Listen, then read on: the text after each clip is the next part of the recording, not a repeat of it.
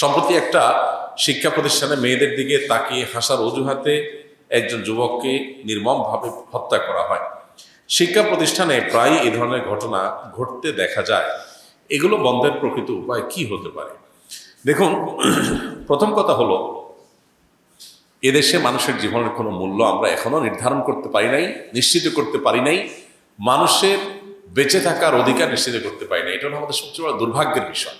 আমরা অনেক লম্বা লম্বা কথা বলি, অথচ প্রায় সময় ধরনের ঘটনা শোনা যায় যে একজন মানুষকে ধারণার ভিত্তিতে, কোনো অভিযোগের ভিত্তিতে পিটিয়ে মেরে ফেলা হয়েছে। যারা মেরে ফেলেছে তাদের শাস্তি নিশ্চিত হয়েছে, এইরকম ঘটনা আমরা শুনতে পাই না।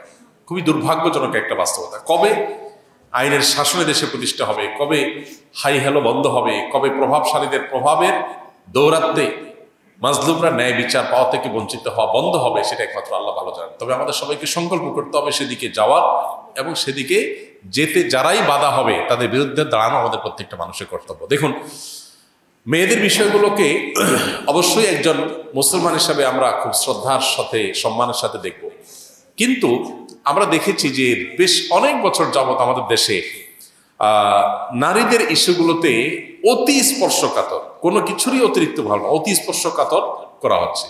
একজন নারীর দিকে তাকে হেসেছে, সেজন্য একটা যুবককে পিটিয়ে মেরে ফেলতে হবে, এটা একদিনে তৈরি হয়নি। এর আগে আমরা দেখেছি কোন নারীর টিপ নিয়ে নাকি কি বলাতে একজন পুলিশের চাকরি চলে যায়, অথচ সেটা পরে অভিযোগে, সে অভিযোগটা তদন্তে প্রমাণিত হয়নি, অসত্য প্রমাণিত হয়েছে, কিন্তু তার চাকরি তিনি আর ফিরে পাননি। তাহলে নারী হলেই তার ব্যাপারে অতি স্পর্শকাতর হয়ে যাওয়া, অতি সংবেদনশীল হয়ে যাওয়া, একেবারে আদাজল খেয়ে নেমে যাওয়া, এই অতিভক্তি চোরের লক্ষণ। একটা সমাজকে অস্থিতিশীল করার নামান্তর, এই জিনিসটা আমাদের সমাজে বন্ধ হওয়া দরকার। এর আগে কদিন আগে একজন নারীর বন্যাকাণ্ডে অনেক কিছু ঘটেছে। সেখানে কেউ যদি অপরাধী করে থাকে, অবশ্যই তার বিচার হোক, বিচার হওয়া দরকার, এবং বিচারে বাধা দেওয়া উচিত নয়, সেটা সবই ঠিক আছে। কিন্তু এই বিষয়টাকে কেন জানি আমাদের সমাজে ফুলিয়ে ফাঁপিয়ে প্রকাশ করা হচ্ছে, যার কারণে নারীর দিকে তাকে কেউ হাসলেই তাকে পিটিয়ে মেরে ফেলাটাকেও দোষণীয় মনে করছে না ইয়াংরা। এখানে আরেকটা বিষয়, যারা পিটিয়ে মেরে ফেলেছে ওই মেয়ের ফোন কলে এসে, তারা নিশ্চয়ই তার সাথে লিঙ্কেড। এখানে অবৈধ সম্পর্ক, হারাম রিলেশন, এটার কারণে যে মানুষ খুন খারাপি করে, মানুষের হিতে হিত জ্ঞান চলে যায়, এই বিষয়টা আলোচনায় আসা দরকার, এবং এই কালচারটাকে আসামের কাঠগড়া করানো দরকার। কিন্তু সেটা নিয়ে আলাপ সালাপ নাই। এবং যে মেয়েদের কারণে, যে মেয়ের কারণে এরকম একটা টকবগে তরুণ যুবক খুন হয়ে গেল, সেই মেয়েকে বিচারের কাঠগড়া দাঁড় করানো দরকার। এটা হলো সবচেয়ে বড় প্রয়োজনীয় কাজ। আমরা আশা করব যে এই খুনের সাথে যারা জড়িত তাদের মৃত্যুদণ্ড এদেশে মানুষ অনতিবিলম্বে দেখতে চায়, নিশ্চিত করতে চায়। আমরা যদি আজকে কারোর মৃত্যুতে মনে করি যে আমার ভাই তো মরে নাই, আমার নিজের বুক তো খালি হয় নাই, আরেক মা বাবার বুক খালি হয়েছে, তাহলে কালকে আমারটা খালি হবে। এদেশে এই ধরনের হত্যাকাণ্ড, এই ধরনের ঘটনা আজকে নতুন ঘটনা। এই যে ঢাকা ইউনিভার্সিটির ক্যান্টিনে চোর সন্দেহে কিছুদিন আগে, এই কয়েক মাস আগে একটা যুবককে পিটিয়ে মেরে ফেলা হলো, কই এখনো পর্যন্ত তার কোনো বিচার হয়নি। এরকম যত বিচার আছে আমরা দেখি সবগুলো ঝুলে থাকে। তো এই বিচার ব্যবস্থা, এটা যদি বিচার নিশ্চিত করতে না পারে, তাহলে সাধারণ মানুষের আস্থা জিরোতে চলে যাবে। ইতিমধ্যে মানুষের আস্থা নাই, সেটা আরো কমে যাবে। এই জন্য সংশ্লিষ্ট মহলকে মাজলুম মানুষদের বিচার প্রাপ্তিটা নিশ্চিত করা দরকার। আল্লাহ আমাদের দেশকে সেরকম একটা সুন্দর মানবিক দেশে পরিণত হওয়ার তৌফিক দান করুন। বিভিন্ন মার্চ ফর গাজা সমাবেশে নাকি সুন্নি আলেমদেরকে মঞ্চে উঠানো হয়নি, এটা কি সঠিক? সম্পূর্ণ ভুল কথা এবং ভ্রান্ত কথা। দেখুন, মুসলমানদের মধ্যে বিভেদ সৃষ্টি করার জন্য শয়তান নানামুখী চক্রান্ত করে। এই চক্রান্তগুলোর পরে আমাদের সতর্ক থাকা দরকার, সজাগ থাকা দরকার। মার্চ ফর গাজা এই আয়োজনটি মূলত বাংলাদেশের সকল মত পথের মানুষ এক কাতারে দাঁড়িয়ে ফিলিস্তিন ইস্যুতে যে সবাই একমত, কারণ ভিন্ন মত নয়, এই কথা জানান দেওয়ার জন্য, বিশ্ববাসীকে বার্তা দেওয়ার জন্য এই আয়োজন হয়েছে। সেখানে বিশেষ মুসলমানদের বিশেষ কোনো শ্রেণী যদি বাদ যায়, তাহলে তো উদ্দেশ্যই ব্যাহত হবে। এই জন্য শুরু থেকেই এটার সাথে সুন্নি ওলামা একরামের অনেক সিনিয়র ব্যক্তিবর্গ, তাদের ভিডিও বার্তা নেওয়া হয়েছে, তাদের একত্রতা পোষণ করা হয়েছে, সেগুলো সংগ্রহ করা হয়েছে, সেগুলো প্রচার করা হয়েছে। কেন করা হয়েছে? যাতে করে এই ইস্যুতে তারাও যে একসাথে আছেন, কাঁধে কাঁধ মিলিয়ে কাজ করছেন, এটি জানান দেওয়ার জন্যই। অতএব এখানে এই প্রশ্ন তোলা একেবারেই অবান্তর যে ইচ্ছাকৃত তাদেরকে মঞ্চে তোলা হয়নি। হ্যাঁ, কিছু ভুল হয়েছে, এটা সন্দেহাতীতভাবে সত্য। ভুল হওয়াটা স্বাভাবিক, কারণ যারা এগুলো করেছে সাধারণত রাজনৈতিক দলগুলো এই ধরনের কাজ করে। এখানে সর্বস্তরের মানুষ, সর্বস্তরের ওলামা একরাম এখানে ইনভলভ হয়ে যাওয়ার কারণে তারা অনেকেই এই ধরনের প্রোগ্রাম আগে করেন নাই, অভ্যস্ত না, যার কারণে অনেক ভুলভ্রান্তি হয়েছে, এতে কোনো সন্দেহ নেই। তবে এখানে নেসারাবাদের পীর সাহেব তিনি ছিলেন যেরকম মঞ্চে, আর অনেকে মঞ্চে ছিলেন। ফুলতলির ঢাকা ইউনিভার্সিটির যিনি শিক্ষক ফুলতলির পীর সাহেব, উনি বেদুল মুকাররমে আমরা একসাথে সেখান থেকে রওনা দিয়েছি, একসাথে ছিলেন। মঞ্চে আসবেন এটাই ঘোষণা ছিল, কিন্তু পথে ভিড়ের কারণে হারাই গেছে, আমরা সবাই আলাদা আলাদা হয়ে গেছে, যার কারণে আর তাকে পাওয়া যায়। আবার অনেকে ছিলেন যাদেরকে হয়তো মঞ্চের আশপাশে পাওয়া যায়নি, মঞ্চের আশপাশে তারা না থাকার কারণে দেখা যাচ্ছে যে তাদেরকে আমরা মিস করেছি, তাদেরকে ডেকে একসাথে করা যায় নাই, উঠানো যায় নাই, এরকম একটা বিষয় হয়েছে। আবার কেউ কেউ হয়তো মঞ্চের আশপাশে ছিলেন কিন্তু তাদেরকে চেনা যায় নাই কোনো কারণে, সেটা আমাদের ভুল যে আমাদের ভাইরা চিনতে পারে নাই। সবচেয়ে বড় কথা হলো শেষের দিকে এসে চতুর্পাশে ব্যারিকেডগুলো যেভাবে ভেঙে পড়ে গেছে, যেভাবে মানুষ হুমড়ি খেয়ে স্টেজের দিকে আসছিল এবং প্রশাসনের তরফ থেকে বারবার করে প্রোগ্রাম তাড়াতাড়ি শেষ করার কথা বলা হয়েছে, তখন আসলে হুলস্থুল করে প্রোগ্রাম শেষ করা হয়েছে, অনেকেই বাদ পড়েছে। সেখানে এবি পার্টির চেয়ারম্যান জনাব মঞ্জু সাহেব, মঞ্জুরান মঞ্জু, তিনি ছিলেন, অথচ তার নাম নেওয়া হয়নি। ছাত্র দলের সভাপতি এবং সেক্রেটারি তারা এসেছেন, তাদের নাম ঘোষণা হয়নি, তারা অবশ্য স্টেজের কাছে আসতেও পারেন নাই, কিন্তু মূল প্রোগ্রামে এসেছেন। এরকম বহু গুরুত্বপূর্ণ ব্যক্তি, আইমান সাদিক, তিনি এসেছেন কিন্তু তার নাম ঘোষণা হয়নি, এরকম অনেকের নাম ঘোষণা হয়নি। এগুলো অনিচ্ছাকৃত। এগুলোকে দিয়ে যদি কেউ নতুন করে কোনো বিভেদ তৈরি করতে চায়, সেটা মুসলমানদের জন্য ক্ষতিকর, এটা কোনো কল্যাণকর বিষয় নয়। আল্লাহ আমাদেরকে বোঝার তৌফিক দান করুন। আমি দীর্ঘদিন যাবৎ ব্যবসা ও চাকরির সাথে জড়িত ছিলাম। 4 বছর চাকরি করেছিলাম, পরে আবার কোম্পানি বন্ধ হওয়ায় ব্যবসা করেছিলাম। নিজের কিছু ভুল সিদ্ধান্তের কারণে ব্যবসা একটি ক্ষতি হয়। ক্ষতির মূল কারণ পরে বুঝতে পারি, ব্যবসাটা ধরে না রাখা ও বাদ দেওয়া। তারপর একটা কোম্পানিতে দীর্ঘদিন চাকরি করেছি। কোনো এক কারণে ওই চাকরি বাদ দিয়ে অন্য চাকরিতে যাই ও ট্রেনিং শেষ করি, কিন্তু শেষমেশ চাকরি হয়নি। এখন চিন্তা ভাবনা করতেছি নিজে কিছু পরামর্শ দিবে একজন ব্যবসায়িক এক্সপার্ট মানুষ, ক্যারিয়ার বিশেষজ্ঞ একজন মানুষ। এটা তো সত্যিই প্রশ্ন করার জায়গা। আমরা এখানে যদি এইসব প্রশ্ন করি তাহলে কিভাবে উত্তর আসবে? যার কাছে যে প্রশ্ন করার কথা তার কাছে সে প্রশ্ন করতে হবে। আরেকজন প্রশ্ন করেছেন, আমি দীর্ঘ 5-6 বছর থেকে চাকরি করে আসতেছি, বাটে দীর্ঘ জীবনে চাকরি করে বুঝতে পারলাম চাকরি করে শুধুমাত্র নিজের একটু ভালো করে জীবনযাপন করা যায়, কিন্তু সমাজের মানুষের জন্য উপকার হয় না। তাই নিজে কোনো ব্যবসা উদ্যোক্তা হতে চাই যাতে মানুষ উপকার হয়, কিন্তু পরিবার কোনোভাবে রাজি না। একই লোকের প্রশ্ন সম্ভবত। ভাই, প্রথম কথা হলো যে মানুষের উপকার করার জন্য চাকরিজীবী বা ব্যবসায়ী বা কৃষক এরকম কোনো বিশেষ পেশায় যেতে হবে এমন কোনো কথা নেই। মানুষ যে পেশায় আছে সে পেশায় থেকে মানুষ উপকার করতে পারে, জনকল্যাণমূলক কাজ করতে পারে। আমরা ধরে নিয়েছি যে মানুষ উপকার করা মানে টাকা পয়সা দেওয়া। টাকা পয়সা দেওয়া ছাড়াও আরো নানাভাবে মানুষ উপকার করা যায়। আমরা যখন সাধ্য অনুযায়ী সে কাজটা করতে থাকবো, আল্লাহ তাআলা যেটা আমার সাধ্যে নাই সেটারও ব্যবস্থা করে দিবেন। এটাই হলো আল্লাহ তাআলার নিয়ম এবং সুন্নাহ। অতএব আমরা আমাদের সাধ্য অনুপাতে মানুষ উপকার করব, টাকা না দিয়ে পারলে অন্য কোনোভাবে পরামর্শ দিয়ে, সহযোগিতা বিভিন্নভাবে করা যায় সেগুলো দিয়ে, তার কল্যাণ কামনার মাধ্যমে, তার কোনো শারীরিক পরিশ্রম করে দিয়ে তার উপকার করার মাধ্যমে নানাভাবে উপকার পৌঁছানো যায়। অতএব এটার জন্য আপনার ব্যবসায়ী হতে কোনো কথা নেই। তবে হ্যাঁ, এটা ঠিক যে চাকরিজীবী হওয়ার চাইতে উদ্যোক্তা হওয়া বেশি শ্রেয় এবং উত্তম।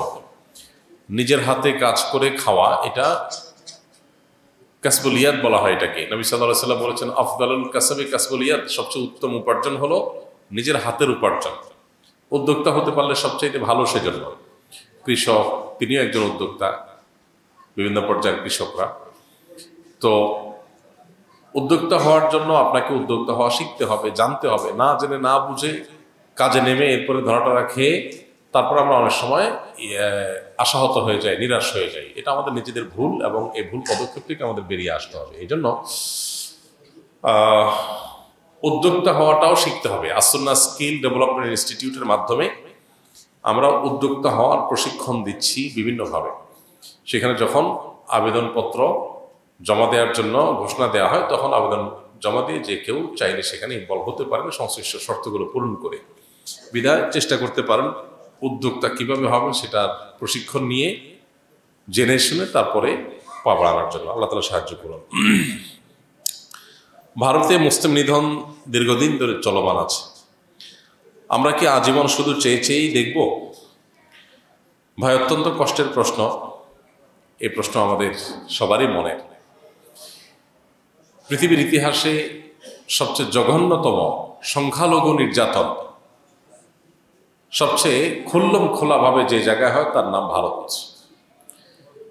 এত খুল্লম খোলা, এত জঘন্যভাবে সংখ্যালঘুদের উপর নির্যাতন পৃথিবীর অন্য কোনো জায়গায় হয় না।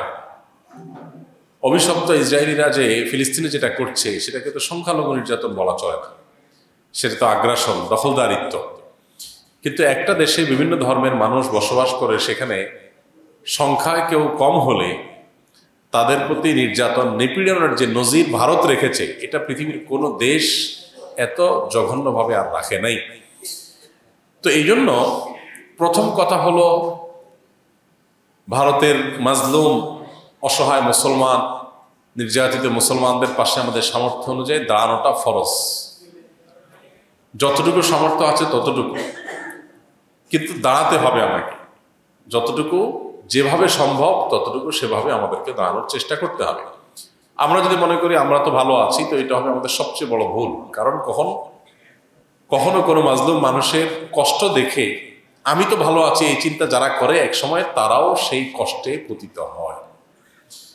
অতএব আমাদের ইমানি যে চেতনা, আমাদের যে মানবিক মূল্যবোধ, সেটার তাগাদায় ভারতের মুসলিম নিধন, ভারতে মুসলমানদের মসজিদ, মাদ্রাসা একের পর এক উচ্ছেদ করা, দখল করার যে মহোৎসব চলছে, সেখানে বিভিন্ন ছুতা অজুহাতে বিভিন্ন নাটক সাজিয়ে সেখানে মুসলমানদের নিধন করাকে যে হালাল করা হচ্ছে, এটার বিরুদ্ধে আমাদের প্রত্যেকটা মানুষকে সর্বোচ্চ প্রতিবাদ যার যার জায়গা থেকে জানাতে হবে। এবং সেখানে এ জাতীয় জুলুম যেন বন্ধ হয়, সেটার জন্য আমাদের সরকারকে চাপ দেওয়া, সরকারের মাধ্যমে প্রতিবাদ জানানো, রাষ্ট্রীয়ভাবে বিভিন্নভাবে, এটা আমাদের অব্যাহত রাখতে হবে। ইতিমধ্যে আমাদের সরকারিভাবে আলহামদুলিল্লাহ নিন্দা জানানো হয়েছে, এবং সেখানে সংখ্যালঘু মুসলমানদের প্রতি জুলুম বন্ধ করার আহ্বান জানানো হয়েছে। সংখ্যালঘু এটা প্রশংসনীয় কাজ, এটা অব্যাহত রাখতে হবে।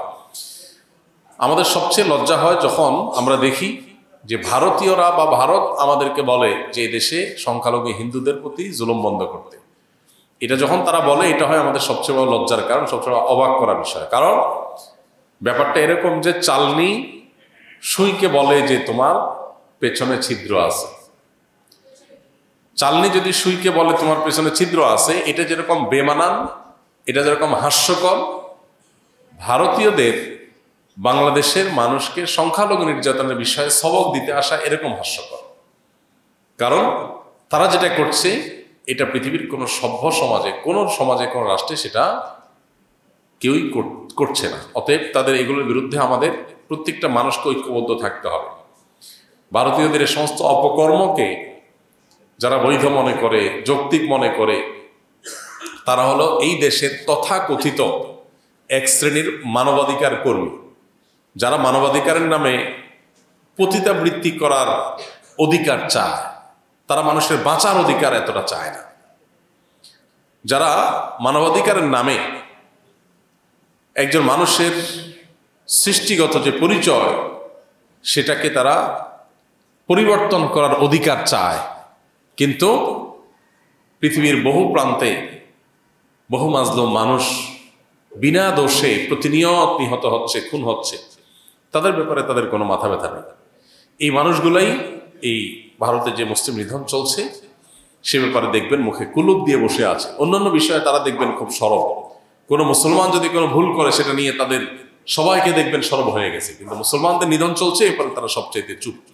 আল্লাহ তাআলা আমাদেরকে কপটদের চেনার তৌফিক দান করুন এবং আমাদেরকে পালন করার তৌফিক দান করুন।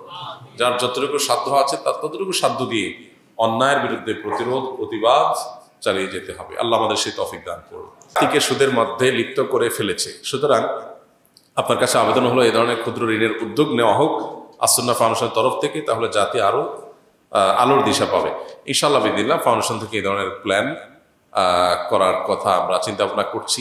দোয়া করবেন যেন আল্লাহ তাআলা সেদিকে আমাদেরকে নিয়ে যান এবং সহজ করেন।